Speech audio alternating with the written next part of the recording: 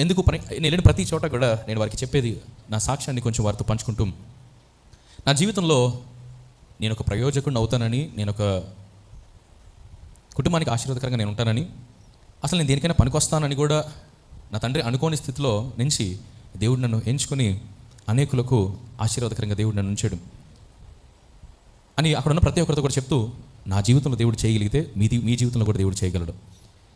నీ సేవ నాకు వద్దయ్యా అని నేను పరిగెడుతూ ఒక యోనా వలె నేను దేవుడి నుంచి పారిపోతున్న స్థితిలో, నాకు నువ్వు వద్దు అని వెళ్ళిపోతున్నప్పుడు నాకు నువ్వే కావాలని వెంటపడి దేవుడు నన్ను వాడుకున్నప్పుడు, దేవుని ఎంతగా ప్రేమిస్తున్న మీ జీవితంలో, ఎన్నో కష్ట నష్టంలో శోధనలు ఎదురైతున్న మీ జీవితంలో దేవునికి నమ్మకంగా ఉంటున్నప్పుడు, దేవుడు ఇంకా మీ జీవితంలో ఇంకెన్ని గొప్ప కార్యాలు చేస్తాడు అని నేను ప్రతి చోట కూడా నన్ను ఒక మాదిరిగా చూపించుకుంటూ వారి ఎదుట నిలబడినప్పుడు అనేక మంది దీనికి వాక్యాన్ని బట్టి బలపడ్డారు. ఎంతోమంది హృదయపూర్వకంగా దేవుని సన్నిధిలో ఆరాధించారు. మనకి ఇక్కడ దొరికినట్లుగా అంత కంఫర్టబుల్గా అక్కడ దేవుని కంఫర్టబుల్ ఇన్ ద సెన్స్ వారికి అంత చక్కగా ఆరాధన చేసేవారు కానీ, లేదంటే కనుక అంత మంచి మ్యూజిషియన్స్ కానీ కొన్ని ప్లేసెస్లో ఉండరు. సో ఎప్పుడైతే వెళ్ళి చక్కగా అందరినీ ఎంగేజ్ చేసి ఎంతోమంది హృదయపూర్వకంగా దేవుని సన్నిధిలో ఆరాధించారు. మనకి ఇక్కడ దొరికినట్లుగా అంత కంఫర్టబుల్గా అక్కడ దేవుని కంఫర్టబుల్ ఇన్ ద సెన్స్ వారికి అంత చక్కగా ఆరాధన చేసేవారు కానీ, లేదంటే కనుక అంత మంచి మ్యూజిషియన్స్ కానీ కొన్ని ప్లేసెస్లో ఉండరు. సో ఎప్పుడైతే వెళ్ళి చక్కగా అందరినీ ఎంగేజ్ చేస్తూ చక్కగా దేవుని ఆరాధించానో వారందరూ కూడా చాలా సంతోషించి, ఇట్లా ఆరాధన చేసి ఎన్ని రోజులైందో, ఇట్లా ఆరాధన చేసి ఎన్ని సంవత్సరాలు అయిందో అని చెప్పి వారందరూ కూడా దేవుని మహిమపరచడం ప్రారంభించారు. అంత మాత్రమే కాదు, దేవుని వర్తమానాన్ని విన్న ప్రతి సంఘంలోనూ కూడా ఇన్స్టెంట్గా అప్పటికప్పుడే మరి వారి యొక్క ఫీడ్బ్యాక్ని అందిస్తూ ఉన్నప్పుడు నేను దేవుని ఎంతగానో మహిమపరిచాను. ప్రతి ఒక్కరు కూడా దేవుడు ఈరోజు నాతో మాట్లాడుతూ వచ్చాడు. కొంతమంది స్టూడెంట్స్ వచ్చినప్పుడు కూడా వారు, అన్న మేము కార్లో వస్తున్నప్పుడు ఇదే విషయాన్ని మాట్లాడుకుంటూ వస్తూ ఉన్నాము, కానీ ఇక్కడికి వచ్చిన దేవుడు ఆశ్చర్యకరమైన రీతిలో మాతో మాట్లాడుతూ వచ్చాడు అని చెప్పి ఒకటి కాదు వెళ్ళిన ప్రతి చోట కూడా ఎన్నో బలమైన మరి సాక్ష్యాలను వింటున్నప్పుడు నిజంగా దేవుడు ఏ ఉద్దేశం చేత నన్ను అక్కడ నడిపించాడో ఆ ఉద్దేశాన్ని అక్కడ ఫుల్ఫిల్ అవుతున్నప్పుడు చాలా సంతోషం అనిపించింది. It's worth it. కుటుంబాన్ని విడిచి వెళ్ళి, సంఘాన్ని విడిచి వెళ్ళి, కాలానికి అతీతంగా timing, different time Jones, different foods, చెప్పాలంటే నేను ఒక గృహంలో ఉన్నదానికంటే కార్లోను ఫ్లైట్లోనూ ఉన్నదే ఇంకా ఎక్కువ. కొన్ని నిద్ర లేని ఈ యొక్క అన్నింటిలో కూడా ఇట్స్ వర్త్ ఇట్. దేవుడు ఒక వ్యక్తిని బలపరచాలని నన్ను పంపించినప్పుడు దానికోసం ఎంతైనా సరే నేను నలగొట్టబడడానికి నేను సిద్ధమే అని చెప్పి దేవునికి నేను అప్పగించుకుని ఇంకా ఛాలెంజింగ్గా నేను ఇంకా దేవుని కొరకు ప్రయాసపడతాం ప్రారంభించాను. లాస్ట్ ట్రిప్ వెళ్ళినప్పుడు అది నాకు కొంచెం ఐ హ్యాడ్ కొంచెం ఫ్రీ టైం ఉంది, అటు ఇటు తిరగడానికి, కొంచెం బయట తినడానికి అలా. కానీ ఈసారి మాత్రం కంప్లీట్ ప్యాక్డ్ అనమాట. 30 రోజులు అక్కడ ఉన్నాను. 30 రోజుల్లో 14 ఫ్లైట్లో ప్రయాణం చేశాము. నేను క్యాలిక్యులేట్ చేసుకోలేదు, ఎన్ని మీటింగ్స్ చేసాము క్యాలిక్యులేట్ చేసుకోలేదు, కానీ నెక్స్ట్ అంటే నేను మీకు చెప్తాను. సో చాలా మీటింగ్స్ చేయడం జరిగింది. ఆల్మోస్ట్ ప్రతిరోజు ఒక మీటింగ్ ఉన్నట్టే. ఎక్కడ ఉంటేనే సుఖం, చక్కగా వారానికి ఒకసారి ప్రీచ్ చేస్తాను. అక్కడ ఉంటే ప్రతిరోజు ప్రీచ్ చేయాల్సి వస్తుంది. అందులోనూ నేను పాటలు కూడా పాడగలను కాబట్టి వెళ్ళిన ప్రతి ఒక్కరికి ఒక ఫుల్ ప్యాకేజ్ లాగా దొరికింది అనమాట.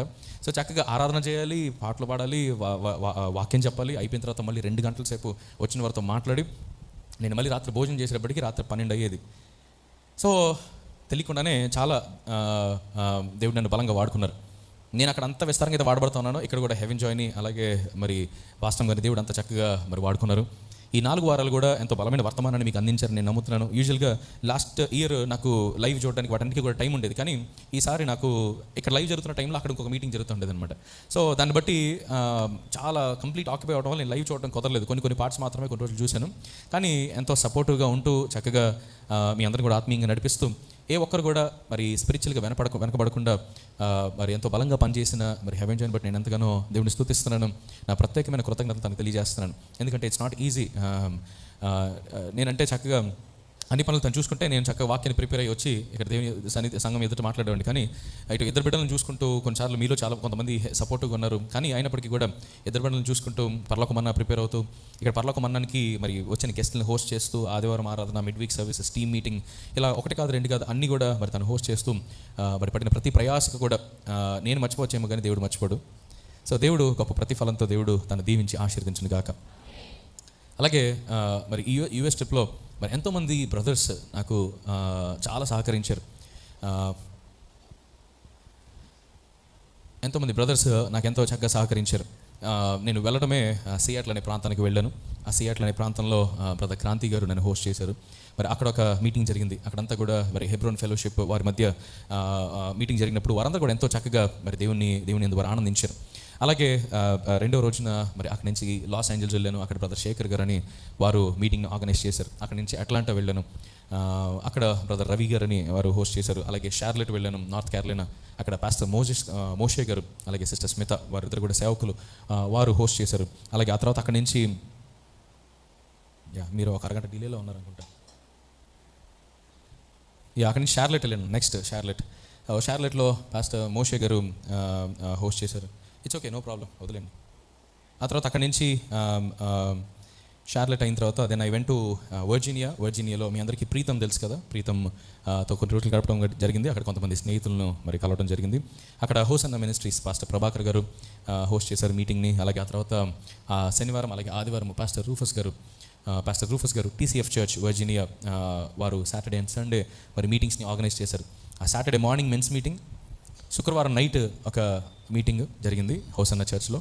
అలాగే సాటర్డే మార్నింగ్ మెన్స్ మీటింగ్ జరిగింది, సాటర్డే ఈవినింగ్ వర్షిప్ నైట్ జరిగింది, సండే మార్నింగ్ ఒక ఆదివారం ఆరాధన జరిగింది. ఇవి ముగించుకొని మధ్యాహ్నం బయలుదేరి బాల్టిమోర్ అనే ప్రాంతానికి వెళ్ళాను. అక్కడ దైవజనులు స్పర్జన్ రాజు గారి యొక్క కుమారులు, వారి యొక్క కుమార్తెలు మరి వారితో ఆ రోజు గడపడం జరిగింది. ఆ తర్వాత 17వ తారీఖు మేరీల్యాండ్ బయలుదేరి వెళ్ళాను. అక్కడి నుంచి మళ్ళీ ఫ్లోరిడా పామ్ కోస్ట్ అనే ప్రాంతానికి వెళ్ళాము. పాస్టర్ బ్రదర్ సందీప్ అనే వారి యొక్క ఫ్యామిలీతో స్పెండ్ చేయడం జరిగింది. వారి యొక్క నూతన గృహాన్ని అక్కడ తీసుకున్నప్పుడు వెళ్ళి ఆ గృహంలో ప్రార్థన చేసి మరి ఆ యొక్క గృహాన్ని ఆ కైండ్ ఆఫ్ ఇనాగ్రేషన్ లాగా జరిగింది. ఆ తర్వాత అక్కడి నుంచి టాంపా అనే ప్రాంతానికి వెళ్ళాను, ఫ్లోరిడా.